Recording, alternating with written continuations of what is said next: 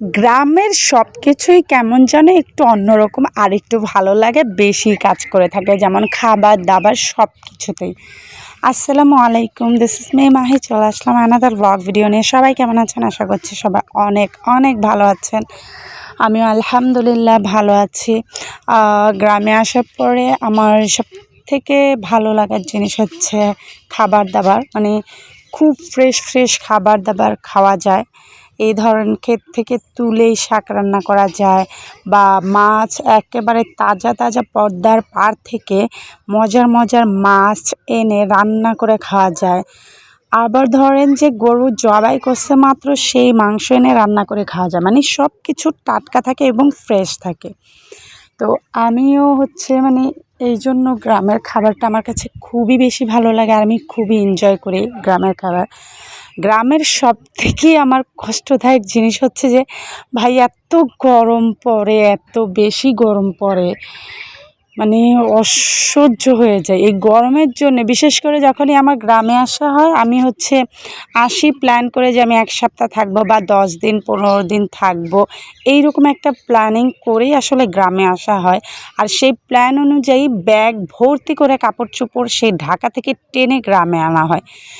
কিন্তু বিশ্বাস করেন, 2 দিন যাওয়ার পরে আমার মন আর টিকে না গ্রামে থাকার জন্য, কারণ প্রচুর গরম পড়ে আর এত গরম লাগে। শুধু ঘরের মধ্যে ফ্যান ছেড়ে বসে থাকলে কিছুক্ষণ ঠান্ডা লাগে। আচ্ছা বলেন তো, এই গ্রামে আসার পরে কতক্ষণ ঘরে বসে থাকতে ভালো লাগে? আমি প্রকৃতি এনজয় করব নাকি ঘরেই বসে থাকব? তাই বিরক্ত হয়ে আবার 2-3 দিনের মধ্যেই ঢাকা ব্যাক করতে হয়। এই যে দেখেন, আমি গাছতলায় এসে দাঁড়িয়ে আছি, ঘরের মধ্যে সবাই গল্প করতেছে, এক একজন এক এক জায়গায় বসে আছে, আর আমি গরমে বাঁচতেছি না ভাই, এত গরম লাগতেছে বিশ্বাস করেন। এই জন্য আমি গাছের নিচে এসে বসে আছি, মানে এটা আমাদের বাড়ির পিছনের বাগানটা, যাতে গাছের এখানে থাকলে বাতাস লাগে।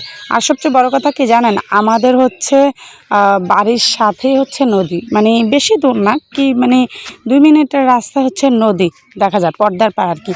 কিন্তু ওই হিসেব করে তেমন বাতাস আর আসে না ভাই, বিশ্বাস করেন, প্রচুর প্রচুর প্রচুর প্রচুর গরম।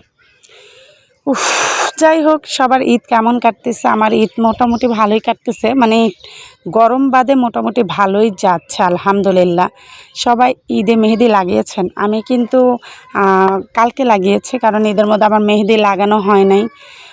লাগাবো কিভাবে, ভালোই লাগে না, গরমে বিরক্ত, এই জন্য আর কি মেহেদি লাগানো হয় নাই।